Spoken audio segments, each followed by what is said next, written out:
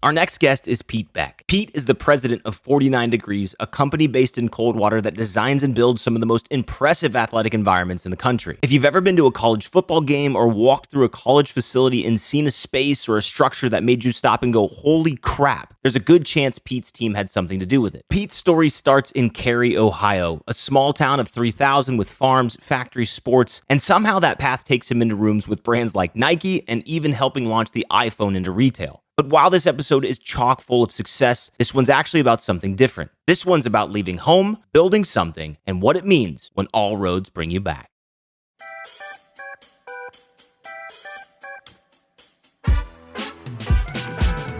Hello and welcome to the Two Dads Podcast, episode number 56. To my left, Pete Beck. To my other left, Slick Willie. Hey, how are you, buddy? 56, there's a layup out there. I'm not going to take it. I'm going to give our guest the first opportunity. Pete, we do this every week. Episode number 56. Do you have a sports person? Could be your JV linebacker, number 56, if you need to. Who do you got? Or number 56? 56, huh? You guys know this is in my zone, right? All the mid-50s.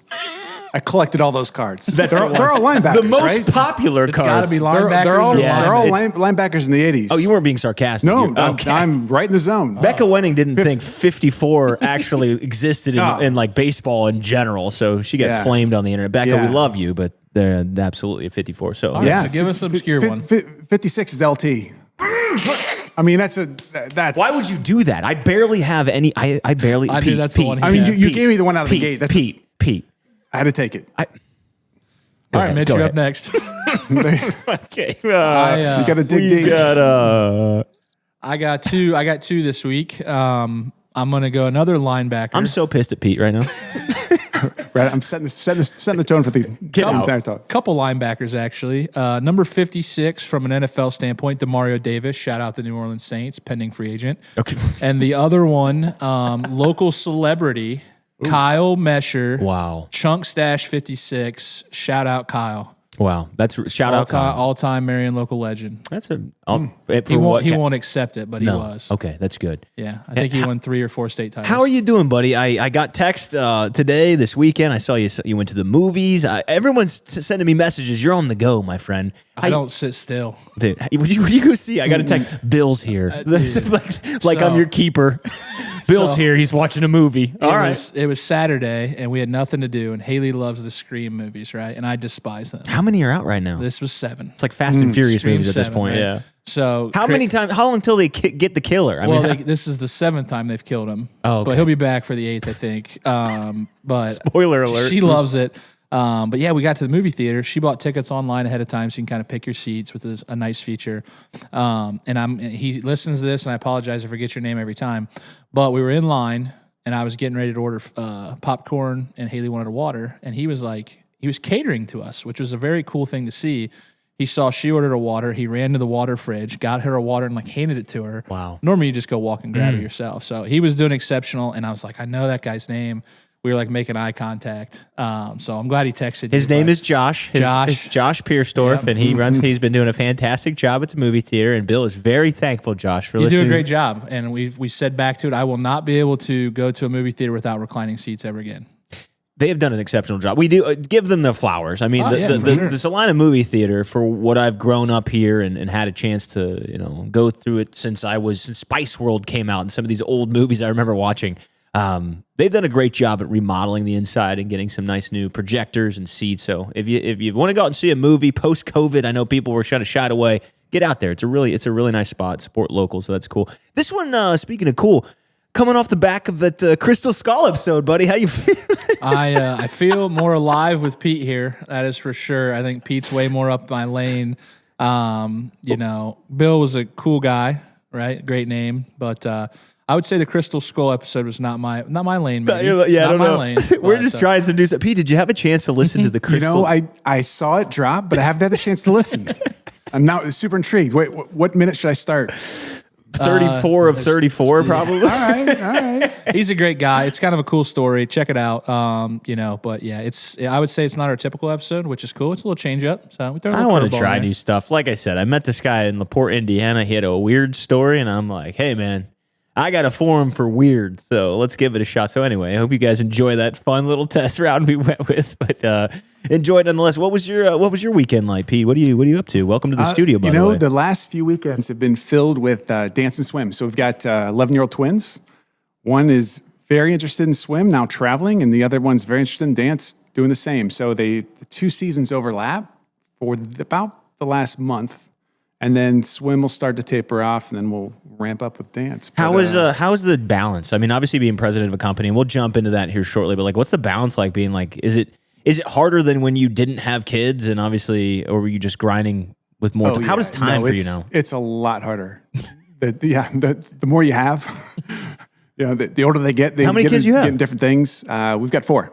Oh, so you've got a little little less than a Mercer County family. We got a bit of a spread, right? So we had a couple, and then we decided to have twins at age 40. So, it mixes it up. You didn't want to get broke quickly. You wanted to really we're going to pace ourselves. That's good. You got to let the debt. Early retirement. No, we're pacing ourselves. You got to figure out tax write-offs and all kinds of stuff. It was very planned. No, but we appreciate you being here. We just got back from the checking out the auto breeder. I went to Louisville. Just got back. Like, is that what they say? Louisville. Just like making fun of it. That's good. Louisville. Yeah, everyone made you say that. They chased you out of town with broomsticks if you didn't say it right. No, we went and saw an auto breeder because right now, and you might appreciate this, Pete, we're in year 3, right? Mm-hmm. And you've worked on a lot of companies, but we have a breeding challenge. And breeding right now is a labor-intense, long hours. Would you say it sucks, Bill Ray? I would say if there's a highlight of my summer, it's not breading this summer. And it's not summer yet. Yeah. It makes me not want to open a food truck because how crappy it was. So we went down to Louisville and we saw an auto breeder. It was cool. It's interesting. What I like about it is that we're taking swings at new things, not just in crystal skulls, but in actual chicken tenders. I don't know. I mean, how do you, I guess just as we're like kind of doing the roundtable, how do you approach like process innovation? Like, is it something that's important to you year over year too? I mean, like, how do you go out and try new things? You just kind of wing it? Do you do your research? Like, how does that serve you? Yeah, no, that's a really good question. It's interesting too, applied to 49. So we're a custom project shop, right? So one could argue every single client has a unique need. We're going to design, build, and engineer something the world's never seen in the image of that brand. But if you pull it back, the reality is something's got to be designed. So we're going to talk to somebody about something, put it on a piece of paper with a drawing. Someone's going to engineer it, and someone's going to go fabricate it, right? Mm-hmm. So those are core responsibilities with every single project. One of the first things we talked about when I joined 49 is, how do we do it here? And if you went from each project manager, did a little different. And they all found a way that worked for them. The challenge then is when you hand it off to the next, it's always a little bit different, right? So as you guys think about scale, as we think about scale, for us, we called it the 49 way. And how do we tie it back into sports? How do we develop some plays? What plays are we going to run, right? And so a play would be the best known way to do anything. Let's all agree upon what that is, document it. It may not be perfect, but we're at least all doing it with some level of consistency. So I think that's how I've thought about it in the past. And then the other piece of it is just look and remove friction. What makes things difficult, I kind of call it like you're doing something that makes the next one matter sad. And if you are, what is it? And it could be as simple as, do you say certain trigger words? Stop saying them. Or if there's certain things that you're doing or not doing that's a big disappointment or a constant irritant, it may not be major, but it's just grinding the next one's gears.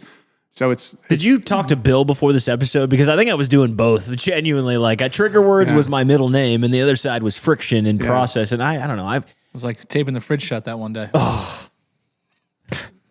So this is a good story. Yeah, go ahead. This summer, we basically, when we travel, like, refrigerators, if you're turning too much, they have a tendency to want to swing open a little bit. So we always have like this tape that you tape it just so when you travel, nothing falls out of the refrigerator, right? So we have sauces in there, and when it does open, there's just sauce everywhere. No. So it's a nightmare. So I tape this refrigerator, fresh new piece of tape, and tape this refrigerator shut. And keep in mind, act like you would tape a refrigerator shut, right? You'd probably go to about the top third maybe and tape it shut wherever. Does it really matter where you tape it shut? I wouldn't think so. Yeah, I wouldn't think so either. But Mitch definitely did. Mitch is like, I do it in the same spot every time. That's not where you tape it shut. And I was just like, good. I'm not taping any more refrigerators for the rest of my life. You were catching it for the fridge tape. Huh? Yeah, but it proves to him from an operational side the consistency of what I've tried to speak. Let me just tell everybody, it changed my life. That tape was a moment in time. Sometimes it doesn't take a crystal skull. Sometimes it doesn't take a crystal ball. Sometimes it takes just tape about 3/4 inch in a different spot. But I digress because I like what you're saying. It's a lot of scaling is scary. It's really scary because, you know, the second we got home, and I got to give Kerry Sr. a shout out. The second I got home, he goes, "You didn't think about buying one of those, are you?" I was like, "Oh God." So I go to Louisville 3.5 hours one day, and then I get the advice from someone who's really well regarded in the industry that it might not be the best solution. So it's always punch after punch after punch. Yeah, it's interesting too. Like I've always thought of it as, do we have the fewest number of the right people performing the fewest number of the right tasks in the fewest number of the right systems, or in your case, in the fewest number of right movements, right? If it's physical. And so if you audit that and say, yeah, I could probably use one less person if we were, can you combine efforts? And so I think it's just constantly looking to edit and refine. I think I looked at it as like my stuff is just different than his. You know what I mean? Like there's a lot of advice that I took, and in a way there's a lot of advice that just doesn't apply because it's a completely different situation. Yeah. And I've always prided myself, and Bill, I think you're the same way. It's like reaching out to people, including on this podcast, to give advice of like, hey, what do you think? Because, you know, failure has been probably a part of your journey for a long time. For sure. You fail, you learn, you retinker, and I don't know. This is the first. I think I'm conflicted. Because I usually have always been really good at taking that advice. I think every time I think, well, I don't know enough and I don't know what I don't know, so I'm going to take the advice and run with it because this person has experience. I will be honest with saying internally I'm conflicted because although it may not have worked for them, there may still be a purpose because we are doing it. It's such a grungy, horrible process to get it out there. It's almost to the point where I literally have conversations with myself like, this 20% is not worth it. To make 20 to 30%. It's not worth it to do this process right now. Then financially, you're like, it may not pencil, but you're like, the pain and suffering tax you're paying right now, I don't know. Maybe it does pencil. Maybe you need to put that in the equation. It does pencil. Like it's that bad. Yeah. I think the big kicker of that, and respect Senior, obviously, from what he's done, and he's probably right to a degree, right? I agree. But what I've learned in, you know, running a few companies is I'm going to fail on my accord. Not that I'm going to ignore everybody around me, right? I'm going to listen and try to take best practices. But at the end of the day, now you don't have a boss because you're the boss, right? But at the end of the day, there's somebody out there that has to make a decision. Yeah. And I'd rather me say, I'm going to fail my way, and I thought this was the best decision for the team, than to pass it to somebody else and say, well, Pete said it was the best idea. Well, at the end of the day, you're the shot caller, right? And Pete's made those decisions too, like, hey, I'm going against the grain. I think this is best for the company. This is why I was put in this seat to make these type of leverage decisions. So this is hitting really well for me because I think that there's an underlying piece, and maybe you guys relate at home. Maybe someone hearing this kind of relates through me right now. A lot of what I've dictated to has been sort of risk mitigation. I think that that's part of like my probably a deeper control issue that I have deep down of wanting to control the situation or wanting to control the tape, right? Or that was on the refrigerator. Like there's probably some semblance of control there. And I do look back at what we've done with the truck and wish I would have thought bigger. I wish I would have thought that what I have done in the past to have results and success could have translated here. I just needed to bet on myself. But I do think part of it is that fear that I was like, well, what if this fails? Well, then I only have 50,000 in debt, not 90,000 in debt. But the gap between the 50 and the 90 has created a lot more heartache. So I think just expressing to people out here as I'm kind of processing it live on the podcast, the beauty of Mercer County's unofficial #1 podcast is I've let fear dictate my life so much that even when Kerry Sr. respectively says that, the fear in me goes, oh, well, let's not get it. But then I was out there in Louisville and I saw it and I can see it and I had my trusted assets. Like you said, I brought the people in, like Rich came, well, hey, Mitch, I think this is a good idea. Right? Like I brought my most trusted allies and everyone gave thumbs up. So everyone that's been a part of the process. And this right here, I think I'm just conflicted because it's the first time that I've looked at that risk mitigation and said, I don't know that that's the best decision. Kind of like you said, Bill, right? I guess my way would go, you probably went to a vendor, right? So I would go to the vendor and I'd say, give me the list of your last 10 people that have bought this from a food truck standpoint, not a commercial kitchen, right? Food truck, and say, can I have their contact? And call them and just say, hey, listen, my name's Mitch. I'm talking to Pete Beck's food truck. How's the breader been for you? What do you bread? How's it been? What's the wins? What's the losses? I'm just trying to prepare myself. That is a bigger network of populated people that can tell you the pros and the cons, and you can make a better weighted decision. That's a great call. I think cold calling is something we'll get into too, Pete, because I know like part of your career you've used a lot of cold calling to get into rooms. But speaking of cold calling, real quick, I have to give Bill his flowers. Not only is he giving great advice, people, but you need to tell this story, my friend, because Bill got an exceptional guest to agree, not to a full episode, but for 15 minutes of his time. He has agreed to come on the podcast. We have connected with his team. Bill Ray, tell us the story because it's insane. So I think you all know Gary Vee, or most of you that don't should probably. World-class motivator, one. He has some great spiels. World-class entrepreneur and a lot of different things. So really cool. We had Tyler Schmidt on the podcast who talked about trading cards and V-Friends and kind of the sports industry with trading cards and how it's growing and booming. And he works directly with Gary Vee. So Mitch worked with Tyler Schmidt a long time ago. Same with Darren Glover, who was on the podcast. Mm-hmm. And I got into Whatnot, curious about V-Friends, which is what Tyler talked about, that Gary Vee built, like a different frame of Pokemon cards, right? So showed it to Riker. He got excited, right? So we get in a couple breaks on Whatnot. And I was like, that's kind of cool. He wins a few cards, right? You get to buy a spot for $15-$20. And I was bored the other night. And there was no college basketball, and I do remember that. So I get on Whatnot, right? And I was like, what breaks are going? Maybe I'll hop in something and just get entertained, right? Because Gary's right. Like, that is the future of, like, selling. I really think Whatnot and eBay Live is going to be massive. TikTok Shop, same thing, right? So I see one, and it's a sports one, and it's football. There's 400 players in it, and I bought a spot for, like, $16. I got George Kittle. Signed too, right? Well, you just get the person first, then they open the box, and if George Kittle appears, I get the George Kittle. I've never done it before, sorry. Yeah, so I get on there and I see Gary Vee comments, and he bought a spot. And I click his profile. I'm like, all right, there's probably, some fake Gary Vee guys. No, like he's got all the clips and everything, and like 47,000 followers and Whatnot and all this stuff.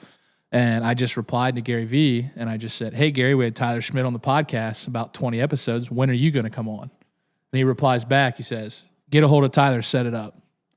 So I took the screenshot, sent it to you and Tyler, and basically Tyler says, yeah, like we can get 15 minutes. We'll just have to set it up and organize it. So just proof that, we talked about it to Jake Savicki, talked about it with a couple other ones. Like, just shoot your shot. You never know who you're going to be with. And, I talked to Nate Runekamp the other day. He says, I think the best thing you've ever said is your network is your net worth. Like, the more people you know, the more connections, the easier life happens for you because you know a guy. Bill Montgomery told me the other day, you can never have too many friends. And I think in a way that's kind of what how much time, I just got a random question kind of popping up. How much do you think Gary Vee's 15 minutes of value? Hundreds of thousands of dollars. You think hundreds of thousands of dollars for 15 minutes of his time? Oh, yeah. He's got one of the largest we ad said agencies 10,000, in the Bill. country. We were way off. Well, I just said it right away. I was like, it's easily $10 to $20,000 worth. Easy, no doubt. Let's obviously say it's probably $100,000. Gary's the guy. Because when he said 15 minutes, I'm like, you could have gave me 5. Yeah. You could have gave me a 3-minute phone call, and I'd recorded it and been tickled pink. But we're going to be able to ask him very strategical, quick-hitting questions. Like, I literally think we just go rapid fire. We're like, all right, Gary, we're going to schedule 15 questions, and we're gonna rapid fire you. And I'm buying a Jets jersey tomorrow to wear during that episode in lieu of Gary. And that guy's consistent. I mean, he was one of the first guys on YouTube. So I have a good story about Gary Vee, quick one. One of my best buddies that helped me build our Portland business, super inspired and like just passionate about wine, right? So he would go on Sunday nights to go visit his aunt, hang out with a bunch of 80-year-olds, and they would talk about all the different kinds of wines, right? Like, I don't even know how they describe it, but they would go through it, and they gave him like 5 gallons of grapes and taught him how to make wine. So he's making wine in his basement. And he's telling me about this guy, Gary Vee. He's like, show me YouTube clips. And Gary Vee would be on it. He's like, oh, man, it tastes like dusty dirt. And he would be eating dirt and grass and like going crazy, right? So he's getting all these attention, right? So that's what he follows. Well, then he launches this book called Crush It. He grabs me. He's like, dude, we're going to go to Powell's Books. So Powell's Books is one of the largest bookstores in the country. It's a famous bookstore in Portland. So we roll in. Gary Vee's hanging out, introducing his new book. Inspired my buddy. He's now making wine full time. So he left business, and he's like all through Gary Vee, like 2009, 2010. We joke about last week's episode and stuff, but like the manifestation is real. It's a certain way of like you just kind of sort of hyper focus on what you want, and if you really stick to that lane, you start to get. Yeah. I mean, look at this podcast. We literally said how many times ago we're going to get Gary Vee on here. We've said that. That's amazing. So instead, Josh, we're going to need to find that clip somewhere. Yeah, we'll have to find the clip. But you remember we talked about it, and we got Darren on there, one of his other guys. So I'm sure Gary might have seen just, hey, Darren was on this. I know his brother AJ, and I messaged him on Twitter, and he said he'd come on. and then we had Tyler, and I'm sure that like it just you're pushing momentum that certain way that when you use Tyler's name and then you use that reference, he was like, yeah, man, let's go. And what he actually said, Bill, was awesome. He's like, I'm ready. That's what he said in the thing. I'm ready. Wow. Get a hold of Tyler. That's really cool. And I wonder what that will do in phase 2. So no matter if it's the auto breader and how that'll fix my chicken, or it's scalability with your custom projects, or these things that create challenges or habits or network, it's going to push us to the next thing, because now I don't just say I had Tyler from Gary V's team. I said we've had Gary V on the podcast. Think about the doors that's going to open to potential legitimacy. Yeah. There's a quote I heard. It was probably in college that stuck with me, and as I think back, like that drove a lot of my thinking. And it goes, you're going to be the exact same person you are today 5 years from now, except for the people you meet, the places that you go, and at the time it was the books you read, right? So today it's audiobooks you listen to, podcasts you consume. So how are you gaining knowledge and information? What types of environments and places are you experiencing? And then who have you met? And if you're hanging in the same places with the same people, listening to the same things, your opportunity for development and exposure to new and different things you hate, things you didn't realize you liked, you'll never have that opportunity to figure out maybe there's a different path that I was never exposed to in my family unit, in my community. So I think that's a real thing, like seeking out those new people to give you new ideas that know people you didn't know, right? I think it lines up let's talk about the way we got you on the podcast, right? Yep. You're not Gary V, I'm sorry, but you're still a pretty good local get, right? It's an opening act. Let's go. Everyone's got an opening act. Yeah, for sure. Can I put that on my resume? Open for Gary V. You should. Who'd we open for? We were open for Craig Morgan at the WoW Raffle. Oh, come on. 12 hours before he took stage, but we were on the stage. Yeah, you opened for him. Same day. We don't need to give all the details, but we opened for Craig Morgan. Quit prying. Quit prying us. But I met Pete through an interview at 49 Degrees, right? I'm not working there currently. So how'd the job interview go? You guys know. I thought it went great. He can look bad at. Can we open this can of worms? Why didn't you hire Bill Ray? I had a different vision for Bill Ray. There was real estate mogul. Two dads pod, two dads food truck. Yep. I mean, there's so much opportunity that I was like, man, I want to constrict. That makes so much sense. So are you saying there's no opportunity at 49? No, I'm not suggesting that at all. I was just saying, can I have a job at 49? Right person, different time. Yeah, maybe. Okay, perfect. Yeah, let's open up. That's right. So we go from that, right? So that's at least how I met you and understood who you were. And then we had the fundraiser at Caddy's, right? And who walks in? Pete. I stopped Pete, and I'm like, hey, we talked to your team one time to get you on. You said you'd be interested in that. Let's set it up, right? So just being out and about really connected us. And, you talk about connection on the whys and how things line up in life. When you always look backwards, it's like, funny how those things work, right? Yeah, and how they line up, I think and showing up where the people are, right? You showing up in the environment that Gary V's hanging out in, it's a lot easier to ask there than to ask cold, right? Like, if I wasn't able to put yourself in those spots. If I wasn't able to mention Tyler Schmidt, no way Gary even. He wouldn't. So we surrounded ourselves with team members he surrounds himself with. For sure. And now we're, not saying we're in the same ballpark, but we're going to be. We're going to be in the same room. I absolutely encourage people who are listening to this, whether you're in your car, watching on YouTube, Spotify, Apple Podcasts, try to think about how you can put yourself in that same position, right? Are you surrounding yourself with people who are making you ascend? Take Pete's advice. If you're staying in the same spot, doing the same thing, you're going to get, if you're putting the same, I say I have a similar thing. Yeah. If you're doing the same inputs, you're likely to get the same outputs. That's right. If you're seeking change, you can call it manifestation. You can call it just focus. You can call it thinking. You can call it praying, meditation, whatever form that takes. But I think the words here really resonate with me. Is that you have such an ability to change the outcome by changing the input. I wanted to stop drinking. We talked about that beforehand. We mentioned the podcast. I had to change the input. And what I was doing was making excuses, and we kind of alluded to it. Like I started with beer, like just a little bit warm up when we come out here. And then I said, Bill, I'm done drinking beer. So what did I do? I switched to liquor. Then if you go find some of the episodes, you can look at the end. And then I switched to the THC High Rider drinks, which everyone's seen that clip circulate. And then finally, I just started making... Those are all great off-ramps to alcohol, by the way. Is it really? I mean, actually, no. None of them were. No, I was just I didn't know what I was doing. Okay, you son of a bitch. I was like, wait, that doesn't matter. I was like, this guy is so inspirational. He's good. But the point being is eventually I had to change the input and the outputs changed. And what has come is a better product and a better friendship with you, Bill, and a better accountability, responsibility. And there's action, right? It's not, I'm going to think about it for a longer time and then rationalize why I'm doing it, right? It's like you got to try, like iterate and move and do something. I think my favorite piece from all of it, though, is how much more attention to detail has come. I know that's a weird sentence, like, but when we're drinking, you're sort of distraction. You're sort of like, you're in the moment, but your reality is distorted in a weird way. You're sort of like seeing it through a different lens. What I really like about the Two Dads podcast and what we're doing, not just in this advice we're giving to people, but I've been really hyper fixated on attention marketing. I think marketing is dead. I think if you're still trying some of the old techniques, it's a little primitive. Some businesses should do that as the stepping stone to the next. I'm not saying go to AI and Claude You might not be ready for Becca Wennings, but there is, like the Savannah Bananas. I really love what their CEO is doing. The invoices become fun, and there's pageantry, and there's sound effects and game shows. And when I play this, you guys know see what I'm saying? Here it comes. Exactly. Yeah. So I really like where we're heading, and I'm very appreciative of you, Bill, and obviously you, Pete, for being here, because this is the type of stuff that I love people to hear. For those that are listening, tuning in, I wanted to let people know who we're sitting with. Today in the podcast studio, we have Pete Beck.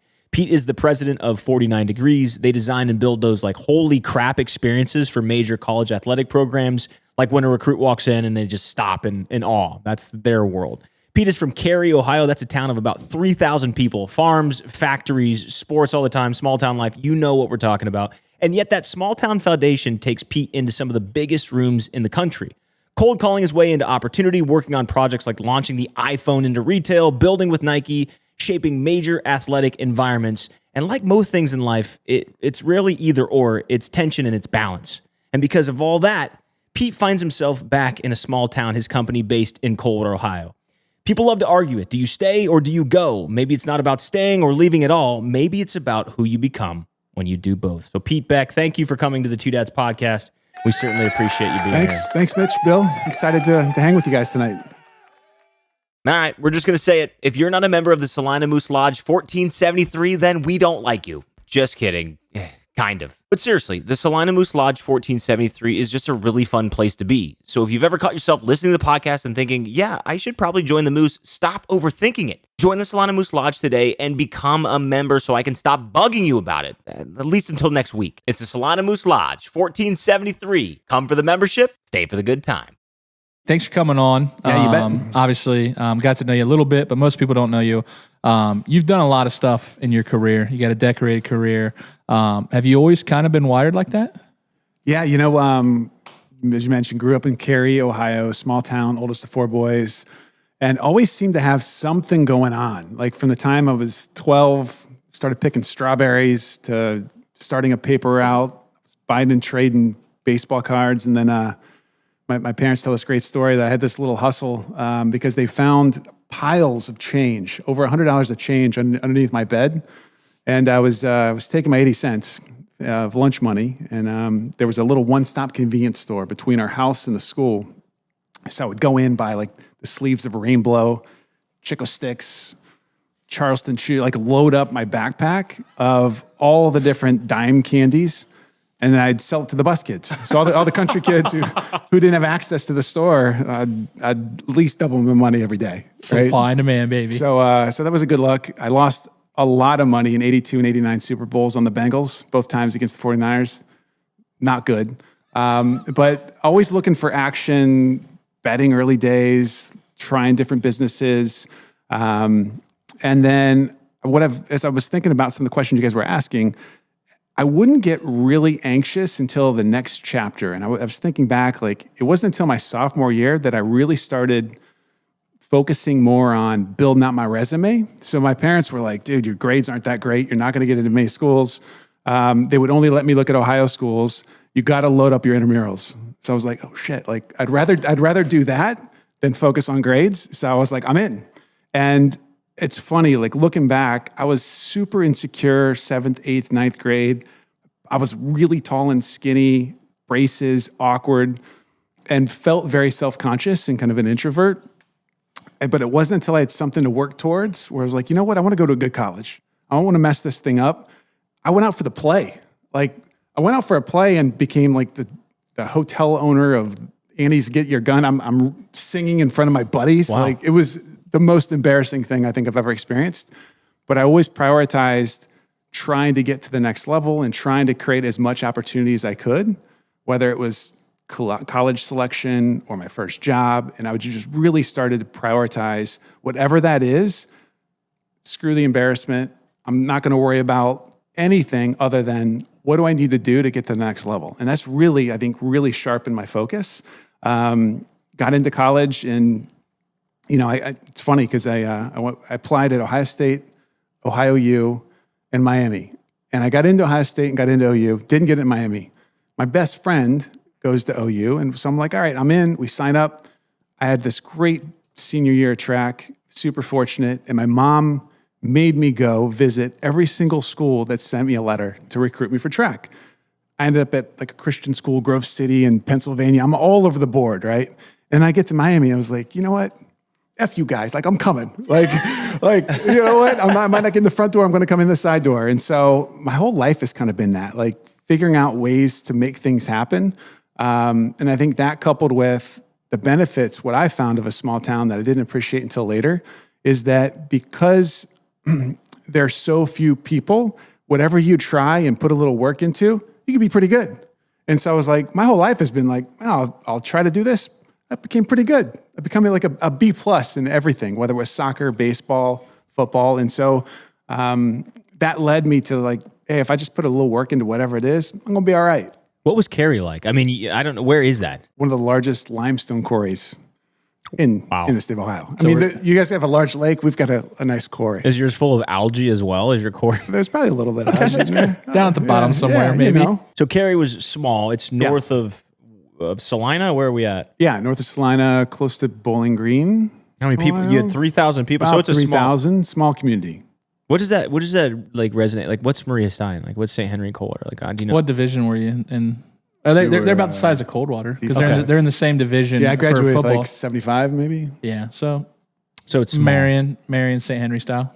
That's interesting. And you said that because it was so small, it kind of gave you this nudge that you could try and be good at something because it was like it was open. I mean, no one had done it before. Yeah, no, I think I just felt that, hey, anything I've tried so far in my life, it worked out all right. And I was pretty good at it. And so I think that led to like, I'm just going to go try different things, go experience different things. And as people would expose me to, again, places or jobs, whatever it was, I was like, let me give it a run.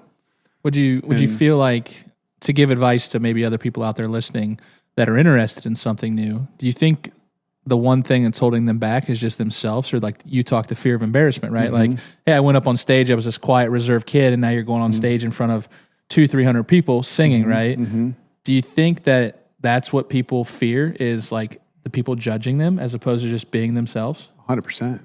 Oh, 100%, right? So I think, again, like cold calling or embarrassment, like I just got a lot of reps as a kid. Like going in and asking people for your $2 for your newspaper route, like you deal with the public, as a 12, 13-year-old kid, right? And they give you a bunch of crap for banging their aluminum door or, leaving the paper in the rain. And like you eat a lot of stuff. And so I think whether it was that or selling things over the years, for the 8th grade trip, whatever it might be, I think I just learned to have those conversations, put yourself out there, and then there's a payoff, right? The payoff is I actually did it.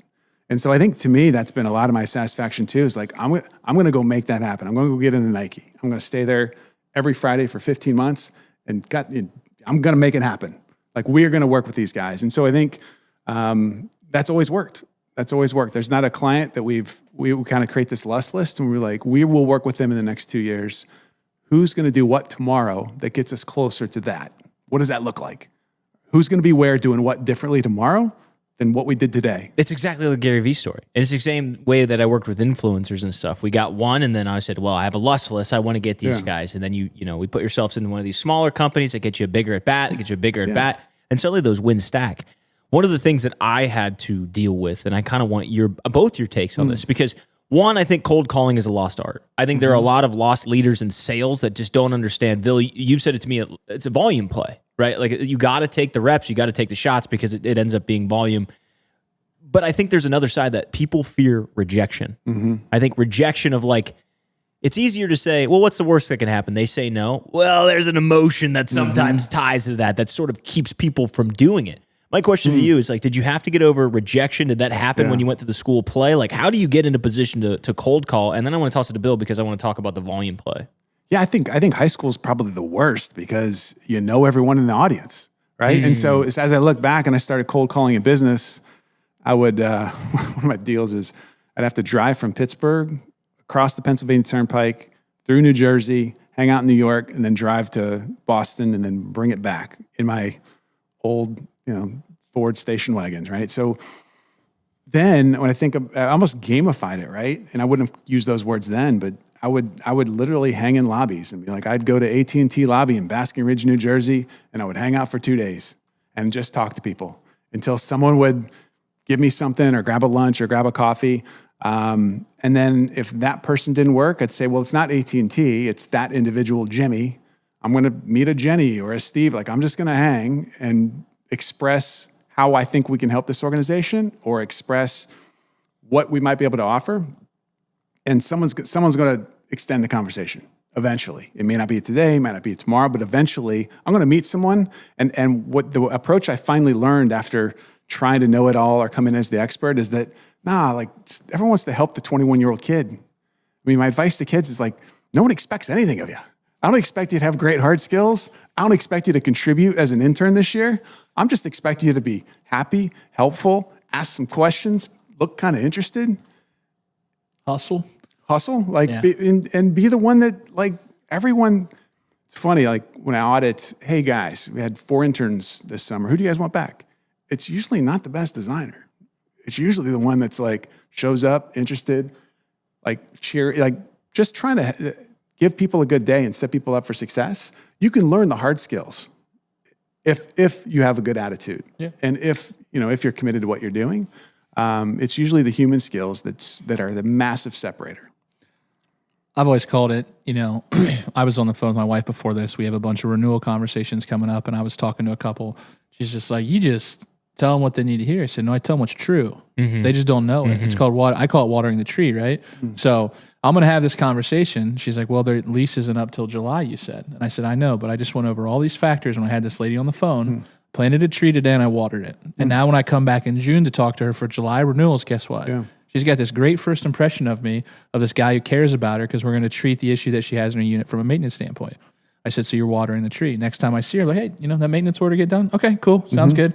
Now she's going to remember all these organic touches. So I think that's a finesse thing that people don't see the value in the early leads of sales. Like, genuinely, the work you do today is not the sale for tomorrow. It's not a transactional. It's not. It's the work you do now will pay off in 2, 3, 6, 12 months. Kind of like you were saying, like for the next 2 years, I got to start door knocking and start getting this, like get it in. And eventually they're like, hey, who's that one company that keeps calling for the last couple of years? Let's give 49 a crack here. Let's give these guys a crack. Call those guys back and see what they can do. Yeah, right? when you show up for people and they don't need you, that's what it is, right? I call it putting little pennies in the piggy bank. Yeah. Eventually, I'm going to be able to hit that piggy bank and take it all out, but I'm just going to keep putting pennies in, let them know I'm around, and I think a lot of it is, does that lust list, does that client feel desired by you? Are you just hanging out and hoping that they need something that you actually have to offer? So I think figuring out a way to make someone feel desired, even though we're not transacting yet. Yeah, it's really critical. I think it's invaluable advice. I think that myself included, like I became a better salesperson when I finally stopped trying to sell. Yeah. There were 2 things that sort of happened for me too, and maybe you guys relate to it, but like, one, a lot of my mentors say words are important. Very important. So not only is it putting pennies in the penny bank and really just talking, just to not transact, but to really get to know them and understand the problem and listen, to be active listeners. But one of the things that I got better at was just being direct. Yeah. What are your intentions? Yep. What are my intentions? What can we get out of this? And if it's not today, maybe later, just keep me in the back of your mind, right? But it's those touch points that I think are very critical. It's not calling to say, hey, we didn't do any deal last week. Can we do it again? Right. You got anything today? Right. Like, that's annoying. And you certainly, that's what LinkedIn has sort of become to me. Like, LinkedIn as a sales platform is just, it's garbage. I can't. It's got some fruit to bear, but mostly it's just people with copy pasta. Sure. But one of the things that you said that resonated reminded me of Tom Burden. Do you remember that, Bill? He said, if I was a 30 to 40-year-old guy and I came to 49 degrees and I just said, can I job shadow you? I'm interested in doing this. You'd be like, get the hell out of here. Right.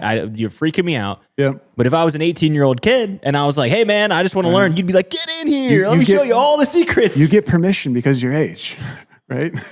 Yeah. 100%. Absolutely. And it makes sense. And like you say, like word to the listeners out there from 16 to 24, 25, right?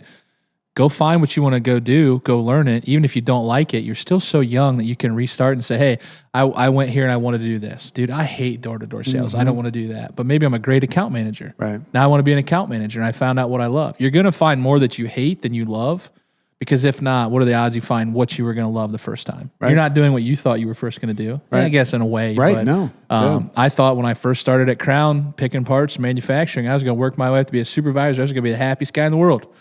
I'd slap myself right now looking back at 19-year-old Bill, right? That's just not what my aspirations are now. I'm bigger and better than that. But when you're 19, you lack that confidence that you're going to be something big. Like to me, a supervisor was a big deal, right? I look back now and that's one of the lowest stepping stones I've ever taken, right? But I got it and I was like, dude, I'm so much better than the next guy above me. Yep. And then I'm better than the next guy above me. Kind of that hunger you talk about of just trying to kind of chase the dream a little bit. You stack some wins, okay? You've obviously made cold calls. One of the biggest takeaways I'm trying to reiterate is you learned how to do it. You learned how to be better at it each time, and that led to opportunities that presented themselves that otherwise wouldn't be there had you not made the call. Absolutely. But you've worked your way into things like launching the iPhone in retail, right? That was one of the conversations I had to call with you prior. Yeah. We kind of exchanged some information.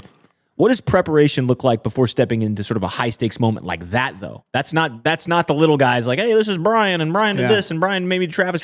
Now you're getting into the big stage. Yeah. You're in there with Jobs or whoever it is, or Wozniak, right? But like, what did that look like? What was the preparation to do that? Did you fake it till you make it, or did you? Yeah, it's interesting. So I think that if it would have been Apple iPhone out of the gate, it would have been a little different story. It would have been far more intimidating, right? But I had that point 10 years of experience under my career.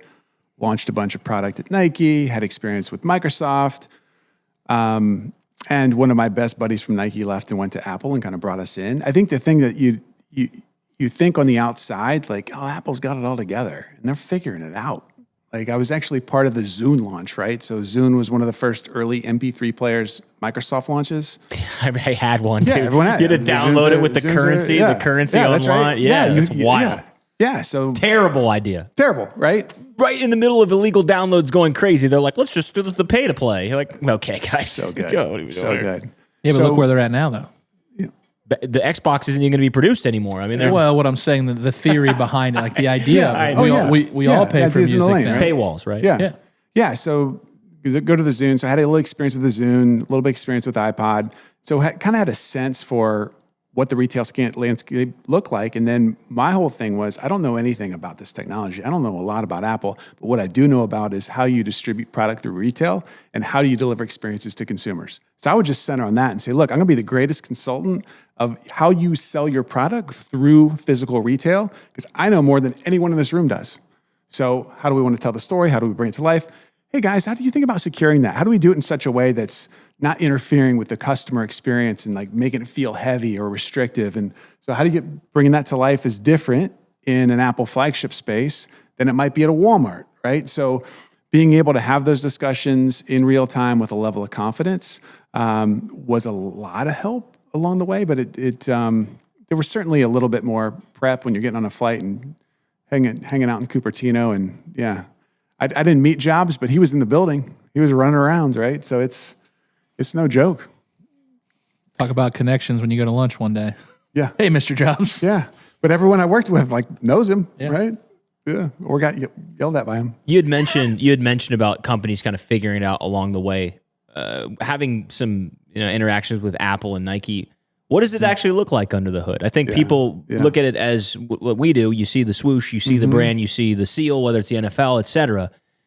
What does a company of those levels look like? Because I think people think it could be unachievable, right? Like they think I could never, we got smart engineers here in Mercer County and they think I could never, but in reality, what are those actually, what's under the hood? Yeah. So it's interesting that they're going to have similar levels of red tape and bureaucracy, like a lot of large organizations do. Anytime you get of a certain size, it gets a little bit unwieldy.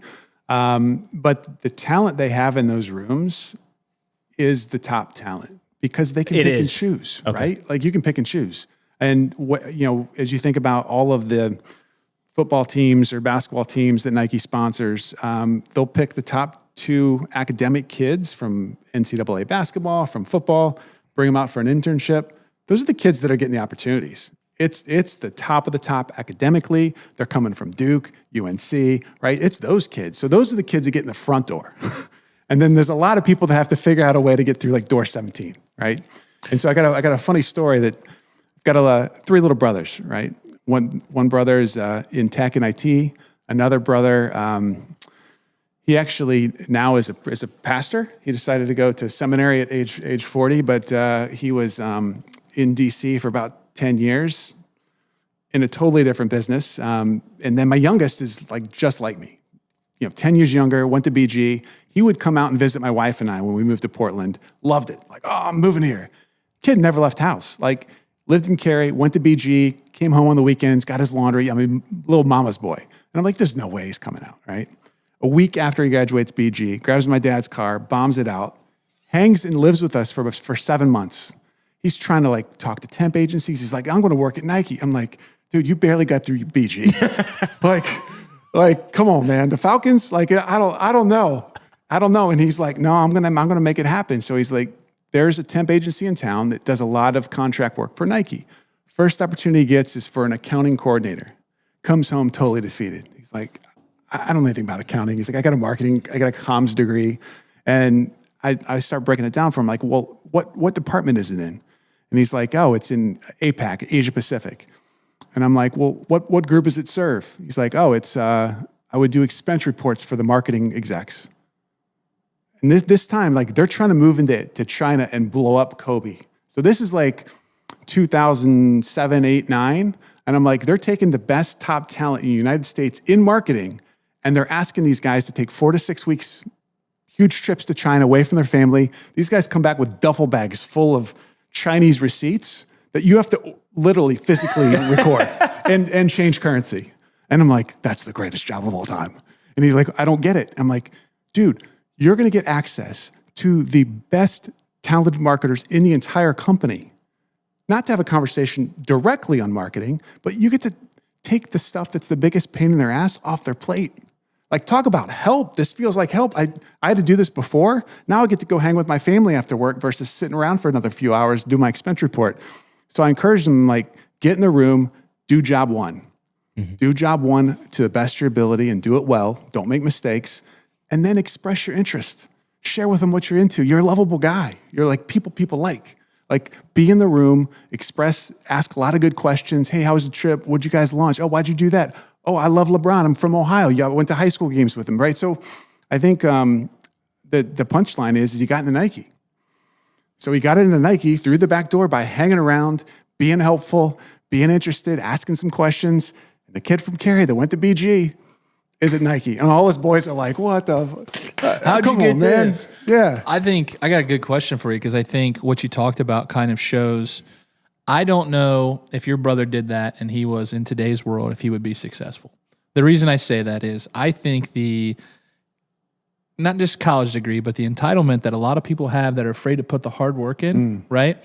Like, I think if your brother is in today's world or society, he'd be like, I'm not being an accountant for some rich marketing guy doing his dirty work. Like, I think that would be the stigma, right? Because that's what he's doing, right? But everybody's got to start somewhere, and you look at it in a totally different light. 100%. You say, this is a foot in the door. It's a step towards. And then now you're going to talk to the top 5 marketing guys, and you just start leeching off of them. Not leeching in a bad way, but like start learning, getting to know their names. Now they know you. And the next thing is like, hey, I need an assistant.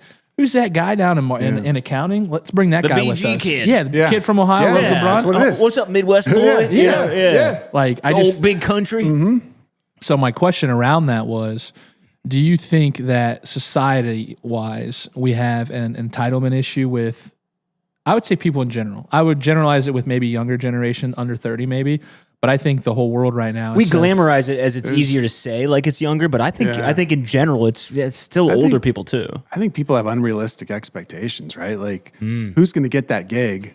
I don't have that pedigree. I'm not from that family. Like, I don't have that. Like, I don't have any of that. So me expecting to get it is totally unrealistic. So for me to participate in whatever that thing is, to be part of that company, to, date that girl, whatever it is, like you've got to figure out a more clever way than just one-to-one. It's because it's not going to happen, especially out of the gate. And then it's off-putting if somebody comes in with those expectations and isn't willing to grind. Yeah. Right? It's like I've always shared with a lot of our interns, like, I don't know what kind of work we're going to have on any given summer, but whatever it is, eat it. Eat it with a smile. Like, do it well, be efficient. Yes, ma'am. Yes, sir. Can I have another? And those are the ones that were like, I love it. You know what? I've got this other thing. And at some point, and like Tom Brady, I don't love Tom Brady, but he talks a lot about being ready for the next opportunity because you don't know when it's going to happen. He didn't know Drew Brees was going to go, or Drew Bledsoe. He didn't know Drew Bledsoe's going down, and then he's prepared, right? So I think it's getting ready, preparing, setting up everyone in the room for success, regardless of what you're eating at that point in your career, and it's going to get rewarded. It may take a little longer than you expect. That raise might come in another year, but when it does, it'll be sustainable because you've built a reputation to be that person. So the next big weird thing that happens, man, Bill's figured it out. He's a critical problem solver. We threw that other weird thing at him and he ate it with a smile. Like, he's the guy that will be rewarded and something huge is going to come down the line. He'll be the first one picked. I think one of the things that comes to my mind is that I see myself in a little of that too. Smart kid, graduate Ohio State, a little bit bigger than BG and sort of like a nationwide, recognition, right? Always trying to move too fast. Yeah. Wanting promoted in 6 months. Doing the job, but then not understanding that the job has a little bit more length to it, right? Yeah. Like I would get the duffel bag receipts done in 2 weeks and be like, "Say, what's next? Like, come on, you're not giving me enough," and it comes across the wrong way. It comes across as maybe entitlement in some, maybe this kid's got an ego, or maybe that I just don't understand the purpose in the cog in the machine. Yeah. Do you notice that? Is it maybe employees in general, or mostly younger, because I'm going to speak to them a little bit. Do you think other kids that come into 49 degrees are moving too fast? Do you see that mentality that like it's speed? And then one of the other things, and I don't want to go on a super tangent, but like constant reaffirmation is something that I needed. Yeah. That like I worked for an engineering firm, my first thing out of college, a really nice research gig. It was awesome. Always needed like the feedback. And they're like, we're not going to give you feedback till the annual review. And it just messed with me. Yeah. It was like, am I doing a good job or not? So like, there's a balance there. There's a balance there. Like, where do you sit with both of that? Yeah, we have a good mix. I mean, we've had a handful of folks come in, had a really difficult time focusing on the task at hand and saying like, hey man, just heads down for a couple months, go kill it. And the way I would ask them or talk to them about, am I doing a good job or not? I would say, hey, look, I appreciate what your manager's perspective is on it, but I'm actually going to talk to the person to the left, person to your right. I'm actually going to talk to people that you're getting work from, how you're treating them, how you're working through challenges and problems, and the way you guys exchange information, and who you're giving your work to. Is it timely? Is it complete? And are you giving them a good experience? And are you asking questions, right? So if you're doing that in the role that you're in, you'll be rewarded. The people that are constantly looking around the room be like, I want a sales job. I want this. Like, hey, when do I get a shot, right? So I think that kind of behavior is it isn't rewarded the way that someone would think, and it's not the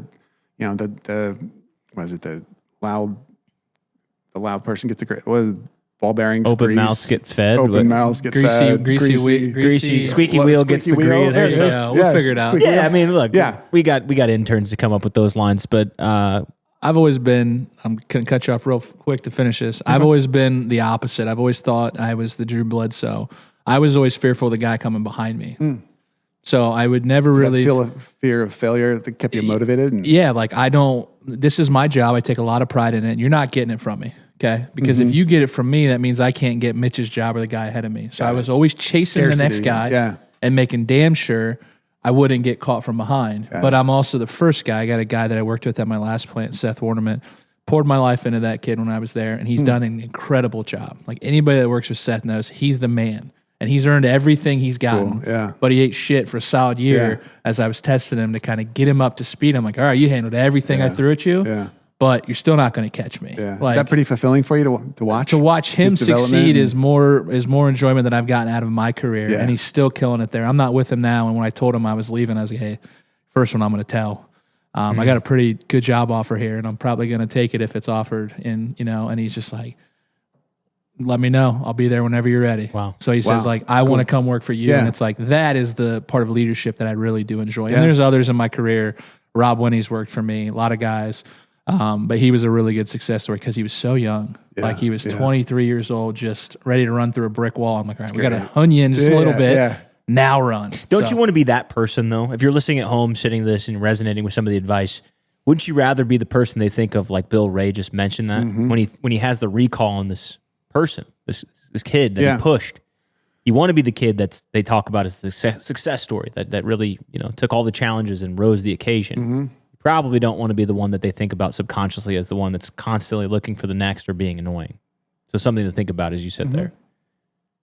Two Dads listeners, you have a free gift waiting for you at Winners Meats. In honor of our new partnership, we're giving our listeners a special gift you can redeem right now. Just head over to Winners Meats, go to the checkout counter, and tell them the Two Dads sent you. It's really that simple. And while you're there, grab some lunch. They've got great lunch specials, fresh salads, wraps, sides. It's a great local spot and a place we're proud to partner with. So head over to Winners Meats, grab your free gift now, grab some lunch, and enjoy local. It's Winners Meats. You can't beat their meat.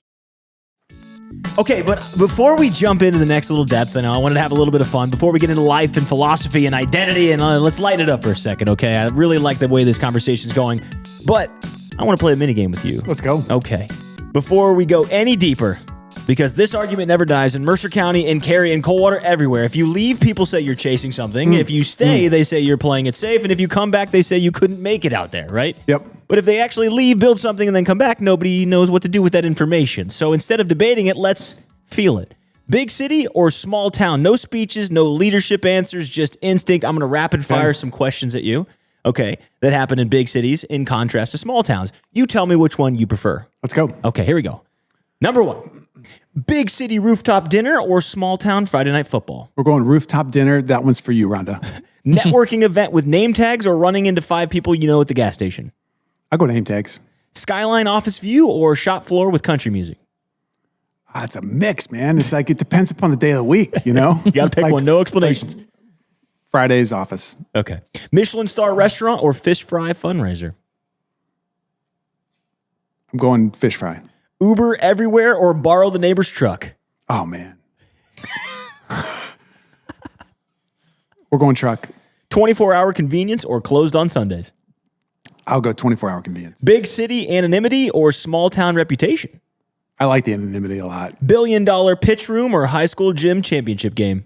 Oh, championship game. Startup grind in a metro or building something big from a small town? We're going building something big from a small town. Let's go. That's the fun little game show we Let's had. go. I wanted to get that back in there just to have a little fun, breaking up the monotony. But those are good answers. I mean, the contrast of both for me is fun. Like sometimes I do, I miss some parts about Columbus, but other things any given weekend, right? Yeah. Exactly. And then sometimes I just love the charm of a small town. Yep. You give my wife a rooftop bar anywhere and she's in. Oh, that's her number one thing. Rooftop bar. Hockey game and rooftop bar. We're going to set it up. We're going Yeah, my wife Rhonda is back in the mix coaching cheer. So a lot of football games, a lot of basketball games. I think she's ready for a night off. A lot of hours in there. So you talk about, but we broke it up with the game show a little bit, but you talk about, kind of exuding confidence there a little bit in those answers.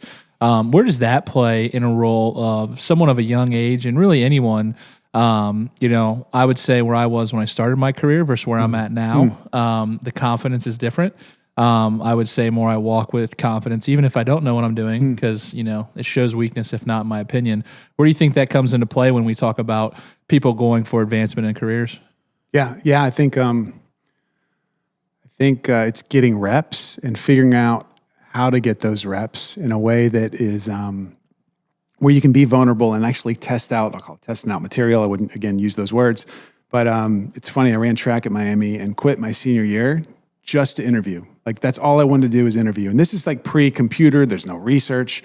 There's a career planning and placement office. And every kid in the school is allotted a certain number of bid points, right? So you can bid on these big companies that are coming through. And I didn't have any family. I've never met a business person before. I came from 4 generations of plumbers. My old man was the first to go to college. He was the town lawyer, right? But I've never met a business person. And then all of these kids I met are like, Mom and Dad works at Procter & Gamble. Mom and Dad work at Ford, like big executives. And I'm like, I don't even know what that means. And so I got my weird suit, went out for my interviews, and the first 10 flamed out. Like, I didn't even know what I didn't know, right? But I got a few more reps. Every time you didn't get a job offer, you could take they call them a ding letter. You could take the ding letter to Mac and Joe's in Miami and turn it in for a free beer. So I would just laugh about it, like, all right, this is what I learned. Next time I talk about project management, I'm going to use this. Next time I talk about account management, I'm going to use this. And after 35 and 40 of those, I finally got confident. I'm like, I know exactly the kind of company I want to work with. I know exactly what role I want. I know exactly the kind of culture. And I started asking smart questions only by like figuring it out. And I applied the same thing to business where I'm like, I'm not going to call on Nike out of the gate. I'm going to call on, Russell. Russell. I'm going to go cut my teeth somewhere else. And then I'm going to get it dialed. And then I'm going to go in. So that's kind of learned that approach over the years by just trial and error. And we have to do ding letters. Yeah. Like I want to say it right now and hold feet to fire. If you bring the Two Dads chicken truck a ding letter that you are out there grinding, that's the best. We will serve some free chicken. We'll find like a free something. I don't know if it's an extra tender, something small that we can just show you guys appreciation for going out and trying. I think this is where we put our money where our mouths are. I like it. If you're listening to this and you're going out and trying, you're trying to excel, you're trying to get that promotion, you're trying to get that new gig, and you bring us a ding letter, basically means you didn't get the gig, and you bring it to the truck and show us, we're going to trade that for you for some free tenders. I love that. Isn't that fun? It's so good. I think that's how we show some action deployability from the podcast. You had mentioned your love of big cities, and you talked about your wife still loves the rooftop bar. Bill's wife, Haley, obviously loves the rooftop bar, and we're going to go do that. We have to. We keep saying the hockey game. We got to hit it this season. Yeah. So when did coming back cross your mind, though? When did you've done all these really cool things. You've been to major cities. You've talked about the rooftop bars. You've talked about Apple. You've talked about Nike. You've talked about Portland. But then that dream of doing more and going to big cities, now it's kind of reversing. Like when did it first cross your mind to come back to? Yeah, it's Ohio. Wild. So my wife Rhonda grew up in Minster, went to Ohio State. We met in Columbus, married at the Minster Church. Reception at the KFC hall, right? So I had an opportunity to move to Portland about a month before we got married. So I vividly remember the conversation with our parents, bringing it up and talking about the one family member who's going to go west. And Rhonda loved the idea of it. Right? And she's like, oh, well, I'm all in. Let's go. So we flew out, checked it out, and we're like, all right, week after we're married, we're going to bomb it out there in our Toyota Camry. And then it was a cool thing to do as a newly married couple. We couldn't rely on we didn't know anybody. We're like, oh, we got each other. And to explore sushi and to just be exposed to food and scenes and art and just the mountains, like the mountains and the coast, all these things neither one of us had experienced. To do that together the first few years was amazing. So we lived in the city for 10 years, lived in a condo until our oldest was about 5, bounced out to the suburbs, but didn't know what having a family in a small town looked like ourselves. We knew what it was like growing up, but we just went, right? And you adjust the pace of life, right? So you asked earlier about getting into Apple. If I would have gotten an Apple right out of the gate, it would have been tough. If I would have had 4 kids out of the gate, that would have been tough. But you have one, and then you have another, and then you have another, and you adjust, right? And so we got to a pace of life where we're like, this is just the speed at which we're moving and what each of us are doing when we wake up every day, right? It wasn't until COVID hits. We're in COVID, and our governor, you guys, I'm telling you, I think New Bremen was in the football state championship, and I'm getting videos of Rhonda's brother-in-law and all their friends in a bus drinking, going crazy. I'm like, where are you people? Are you on Earth? What is happening? I'm Total disregard. You're going crazy in November. We're like, we can't even look at each other in the eyes. Everything's shut down. No one's seeing grandma right now. No, you're not, you're getting, neighbors are calling you if you're in your backyard. It was strict. Kids are out of school, out of sport. Nobody's going to work, right? So that was the experience. January, we're like, you know what? Let's go visit some family. So we book a flight from January 10th to January 22nd. So that's the flight 2020 January. We come back, we're hanging out. Second week we're here. It was Saturday night. We're at the Bremen bowling alley. Looking around, people are licking fingers, eating things. I'm like, look what is happening. And then my sister-in-law, I'm about 6 beers deep. She's like, hey, Pete, and she's a teacher. Can you put your mask on, Pete? Yeah. You're freaking slow it down, man. And, we're the Portland people coming in, and we're rolling deep. We've got 4 kids, right? And so we're the new kids in town, and kind of familiar yet surprising because connected to Rhonda's family. Her mom was one of 11 from Maria Stein, like the whole thing, right? So we come back, and she's like, hey, look, at the school, I think I can get all the kids in starting next week. Just give them your dad's address. We'll record that as where you guys are living. And why don't the kids go to school with their cousins? We'll just hang this spring. And I'm like, sounds great. Let's give that a try, right? So we bounce around to 3 different houses. We hang out at Rhonda's dad's house while he's in Florida. We bounce to another house. We're renting a house. We're just nomads for about 4 months with 6 of us. So we're bouncing around, don't have any clothes. We haven't gone back to our house, meanwhile. I moved that flight from January to June, and we hang out the whole time. So we have that experience with the full intention. This is just a small chapter. We're moving back to Portland. So we do. Move back to Portland, hang out, have a great summer. August hits.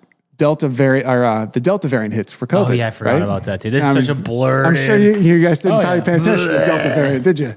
Well, everything shut down again.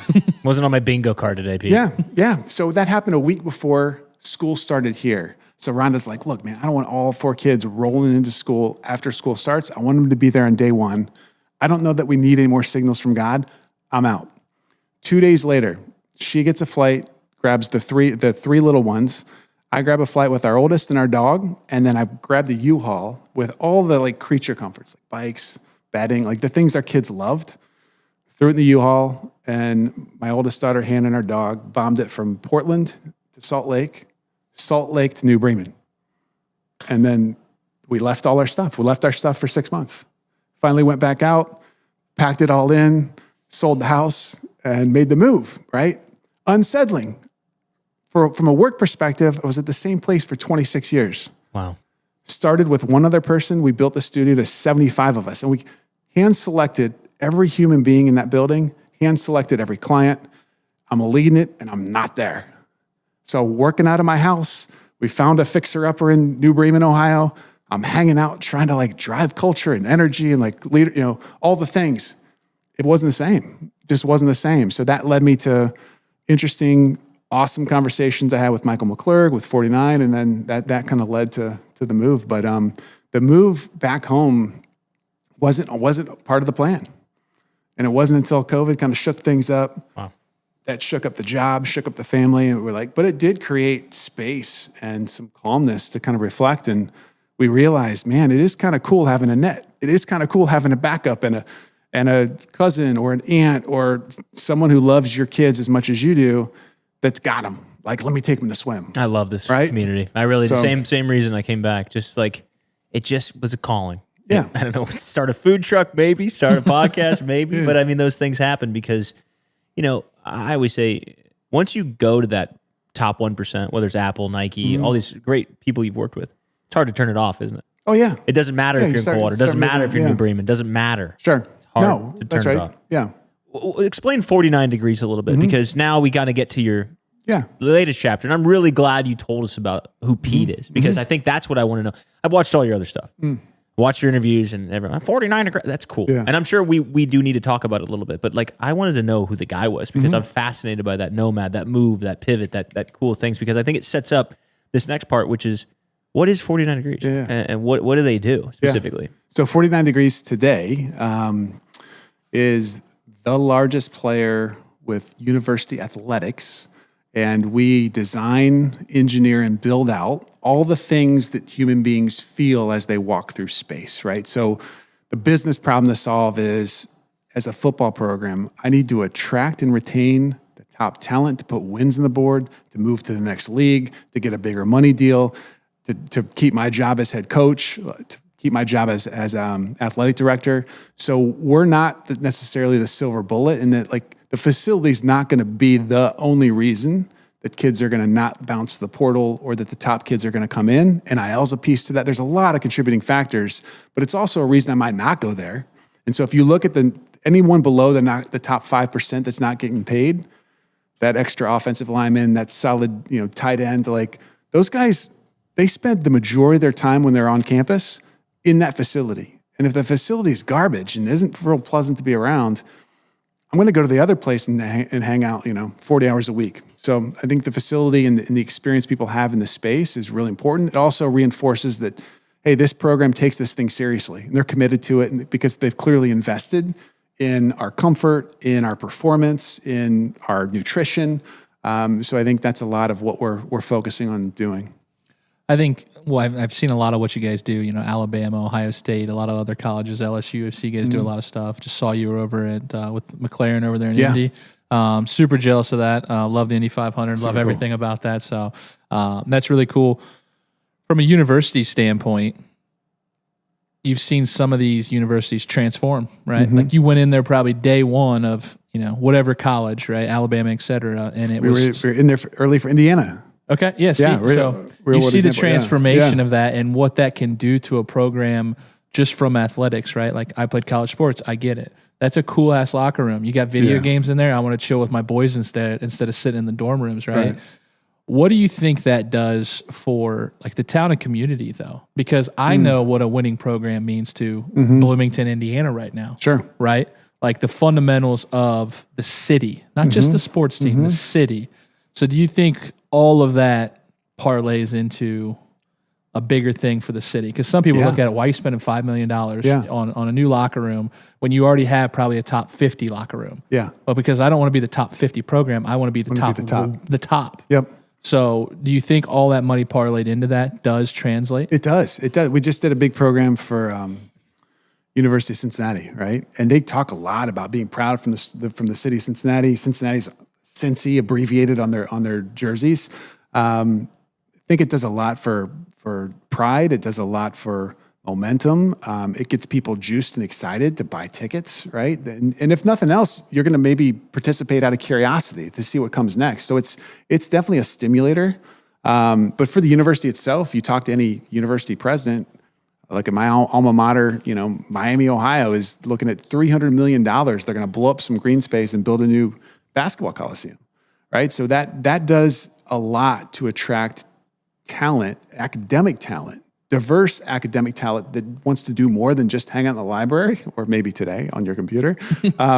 But that's where you get a more diverse, more energized student body. If you don't have some kind of anchor that's not only just the academic rigor and this degree that you're going to get, there's not going to be as much energy or excitement or upward momentum in the university or in the city.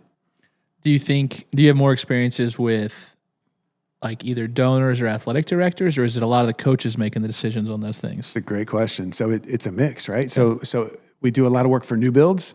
So new builds are 40% of our business, which is a facility that's been state funded, usually an RFP associated. A couple years out, there's a big architect involved. So we'll partner closely with the university, the architect, facilities. There's a huge stakeholder group. There's other times when there's a huge donor that's going to drop $500,000 on a facility at Oklahoma volleyball. Hey, I want to make sure that this facility looks nice before the girls get back on campus. Go. So it's go time, right? And then we're working directly with coach. We'll be on calls directly with the donor. Some donors are far more interested. Cody Campbell at Texas Tech, he's on a lot of calls, right? So those donors are highly, highly involved for the ones that care and want to have some level of mark and legacy. This is a great opportunity for them to do that through the lens of the program that otherwise we call it bricks and banners. Like, hey, you want to donate $5 million? Instead of a silver plaque, you get a gold plaque, or you get a brick in the sidewalk. Like, kind of boring. I can't believe how lucky you are, though. You know how lucky you are? Yeah. In the sense that stimulation was the key word I took from that. Yeah. You were always a stimulated kid. You were looking for gambling for the little ADD, I've got some maybe stuff. so, but just like flipping stuff, finding the next Moving, big gig. Yeah. You know, you had this calling or this sort of, push from your wife to come back. Mm-hmm. You landed in a custom, highly customized, highly custom, highly stimulated, highly engaged, highly changed everything every week different. Yeah. In Coldwater, Ohio. Yeah. Those clients are high energy, type A. But I'm thinking, could you? I don't see you working for Crown. I don't see how. No. I mean, what would you have done if you didn't land it at 49? No, I got super lucky, and it's wild too, man. Talk about serendipity. So my wife, growing up, her very best friend, childhood neighbor, their mothers were best friends and would walk the neighborhood together in Minster. Heather Meyer, she ends up marrying Michael McClurg. So my wife's best friend growing up marries the founder of 49. Michael and I have known each other over some time, right? So when we come back, visit family, visit some friends, we'd go to the McClurg's house, hang out. And he was one of the few people that we could talk about more than local MAC football, some a little deeper, a little deeper, right? And so we'd go business, and like we actually did some stuff way back in the day in the display and POP world. He and I kept in touch, and then when I was ready to make the move, I was looking for. There was a huge opportunity in Chicago, a couple other companies and competitors of my old guys that we had some things that we were going to go do, and I said, hey, before I make the move, I want to talk to you. So we grabbed a coffee, New Bremen coffee shop. I'm like, I'm moving. First time in 26 years, I've never even thought about leaving the old place because I loved it. I'm making a move. Let me know if you think it's a good time for 49 right now. He was also aspiring to do some other things with his life at this chapter. He's like, man, I've been grinding for 20 years. I built it to where it is. I would love to have you come in with your experience, understanding culture, connection, workflows, systems, even some operational stuff. That would be killer. Like, could you come in, buy some of the business, and then you've got the keys. Like, I got your back. I'll ride along for the first year, but like, take it. And it was perfect because that one thing I didn't have in the old place that I've always wanted was autonomy. Like my father pounded into me. He's like, you've got to have your own business. You got to have your own business. He came from 4 generations of plumbers, all had their own Beck plumbing. My dad had his own Beck title and law, right? So everything was like, you've got to have your own thing. And I never had it. And I never built it myself. And I'm like, all right, this is my chance. My chance to buy in, to be a partner in it, and then to have the opportunity to, all right, I can, certainly with great support. I mean, I've also found partners who are men of faith, partners who share similar values. The company was built on unreasonable hospitality and do everything you need to do to take care of the client. I just grabbed it, double-clicked into it, and said, by way of taking care of each other. So our job every day, our why, is we're going to create amazing experiences for our client by way of taking care of one another. Like, what does that look like? And let's break it down. Like, what leads to a poor experience, and how do we continue to improve on that? And that's kind of our 1%. You talk about 1% a lot. We've got it on our door, leaving from tech design, heading out to the shop. It just kind of touch it every day. It kind of reminds you, like, just get a little bit better. Let's get a little bit better tomorrow. So I think that's a key thing we talk a lot about. I like that a lot. You talk about unreasonable hospitality. What does that mean? You talked about it in the work life. What does that mean to you in real life, though? Yeah. I think it's taking care of people that aren't asking for it. It's showing up just to show up. It's giving a call. You read a lot about, see your mom or dad call, before they pass away, and like it just reminds you, like, oh yeah, you should probably give a call to your mother. I do that a lot with my friends, just randomly, just to kind of be there to check in. And then if someone really needs you, and I always think too, like, what native resources do you have that others don't have access to? And is there something that we can do that's in our zone of genius or in our resource pool that we can help provide to the situation to give some people some comfort, or give them a win, or do something where someone says thank you without any expectation of anything in return? I think that's a lot of how I think about it in real life. Is there a balance to that? I mean, is there? Oh, there's got to be, right? Is there a point where it becomes unhealthy? Out. Yeah. You'd be spun out. Or it just comes across disingenuous. Like, if you really don't give a shit deep down. Yeah. Not because you don't care as a human, but like you got a lot of energy, Pete. But like, I look at it and be like, some days you just might not have it. I mean, we show up tired. We love this podcast like our own. Yep. But even then, Bill, like driving an hour one way to get home from Piqua, or me, like I'm coming back from Louisville. It's not easy to turn it on all the time. And, I'm chugging an energy drink and eating these delicious meat sticks. But like, how do you protect your energy while still giving it at a high level? Yeah, I think you definitely have to prioritize it. It's a little bit more clear and focused in work, right? So we talk about doing things that are in the best interest of the client for the infinite game, for the long haul, right? So it may be painful to make that, to eat that one financially this week or this month, but is it the right thing to do for the client long term? And we're not going to nickel and dime. That's not what our reputation to be. You also then can't provide that all the way down to the local group that spent $10 with you and it cost you $10,000 to fix it, right? Part of it is financially and looking at it through the lens of the business, like, we'll do whatever Alabama asks us to do. Like they approve it. They don't like it. We'll fix it. Right, like that's, I don't care what the ask is. Like we'll take care of you. Right. So I think using our resources, we can provide some of those additional services that people remember and go viral. Right. So those are the times where the client's like, dude, they didn't even push back. They didn't even ask for like, hey, help me out, cover half the cost, whatever. And I'm like, no, we got you. We know you're good for it.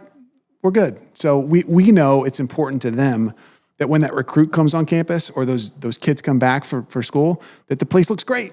And if a place doesn't look great, it's our place too, right? So I don't want it to look like a dump. And if there's something wrong with it and we have a chance to fix it, I want to fix it, right? So that's a lot of what we'll talk about. So 49 degrees is the reason Alabama won national titles is all I heard. That's what I heard. I think so. I mean, we're definitely part, right? Nick Saban might have had something to do with that, but what you guys are doing is definitely contributing. And, it's an unfair advantage that some colleges have it, some don't, right? Yeah. Everybody's got the opportunity to do it, right? For sure. But some have the funds. Have the resources, right? Yeah. Where do you, going back to, unreasonable hospitality, where do you personally draw the line though, right? I know we talked about it a little bit there, and you talk about how much you're willing to do, right? Have you ever had an instance where you've had to say, I just can't do that? Or do you ever draw the line on some of those things? We don't necessarily draw the line, but we'll negotiate it, right? So there are certain clients and certain asks that are no-brainers. Just make it go away and make them whole. There's other ones that once they get of a certain financial size, we really talk about it. And more often than not, we'll do it. And then if there's something that just doesn't make any sense, like, hey, we did this 15 years ago and it was technology and like you want the current one for free, like, all right, now we'll have those discussions. But I would say 9 times out of 10, we're going to just take care of the client, make it right. And there are times when they'll bring it back to us and say, hey, I just want to make you guys whole. I know you didn't invoice us, but what do we need to do? Or I'm going to get you the next job. Like more often than not, it'll come back to us 2x what the issue was, right? Yeah. So I just think that focusing on reputation versus the financial success of every single project wins in the long term. There it is. Well, Bill brought up a very curious point for me. I'd like to push that a little bit more in a game show. First of all, I'd like to ask you, do you have a charity you'd like to donate to? We really appreciate the time. We always donate to charities here. Anything that's top of your mind that we can donate? Go Grand Lake Hospice. Grand Lake Hospice, that's a great one. We'll donate $50 to the Grand Lake Hospice on behalf of the Two Dads podcast and you, Pete. But you said, you like to stay with the work until the client is proud. That's okay? right. That's so right. Tonight, I'm your client. Unlimited budget, unlimited superstition. I refuse to lose at my program, okay? I'm going to start making requests, some reasonable and some completely unhinged, okay? Let me ask you a quick question, Martin. Is the program on the upswing? Are you on the upswing? Are you a hot commodity? We're a hot commodity. Okay. We are the Two Dads podcast He's Indiana University. All right. We're the two. I'm getting the Two Dads helmet out right now. You can see we are a class above. We have the Two Dads podcast helmet out here. It's made its debut here on the podcast. We've really called it out. And the probability of you being bigger and spending some more money in the next 5 years. Budget's coming in. I have a really big oil tycoon family. Yeah. I've come from Dallas, Texas, but the Two Dads podcast, it's blowing up, and we want to put a lot of money into this. Okay, so but again, I'm a little unhinged. Okay, only child. I didn't pass my psychic evaluation. Okay, and I want to see, will you draw the line? Okay. Here we go, Pete. Let's go. Let's open it up, Pete. I need a tunnel audio tuned so intense that at least one recruit throws up. He's not injured. He's just spiritually overwhelmed. Do you draw the line or make my request? No, we're in. I got you on that one. I want to be there when it happens, but yeah, we're in. Pete, if I double your fee, will you quietly exaggerate our championship history in recruiting graphics? Do you draw the line? You're good. We got you. Okay. If we lose, I need you to film an apology video saying that one's on us at 49 degrees, bad lighting, but it comes complete with a TikTok dance. Do you do it? I'll do that. Okay. Before every home game, I want a brand new black 2023 Honda CRV filled completely with pasta salad so I can step into it barefoot and marinate in the momentum. Do you draw the line? Oh man, that's so high on entertainment value. I'm so tempted for that. We would go viral just to be part of it. Like the clicks there. The clicks. Yeah. Do you draw the line, or do we negotiate, or do you what? I want to learn a little bit more about it, but no, I'd probably have a discussion around that one. Okay. You have to budget it accordingly. Yeah. Pete, can you make the visiting locker room smell faintly like regret? Yes. How quickly he said that. The bodies we buried that day. Pete, Before kickoff, I need your entire team in a circle performing a structured seance to summon a Greek demigod that will will our team to victory. Will you be there? We can't do it. Okay, Sorry, we have other religious priorities. Like faith is the line. Okay. And lastly, Pete, would you commit a small misdemeanor for a national championship on our behalf, but you have to be on the cover of Mercer County Mugshots? Oh, all day. Okay, Pete. All day. I would love that. That's Pete Beck. Thank you for being here, sir. This was a lot of fun. Did you have fun? Loved it. Love to be back. We'll have you back soon. Right. Bill Ray, anything to say before we go, buddy? Only thing I got to say related to 49 degrees, if you see Josh Higglefort soon, ask him just about how good he was at softball one day. I will. I'll ask him tomorrow, actually. Yeah, he's a little slap hitting lefty, so it's about as good as he was. That's the Two Dads Podcast. No Greek demigod summoned here, but we'll see you next week for episode 57. Thanks for watching.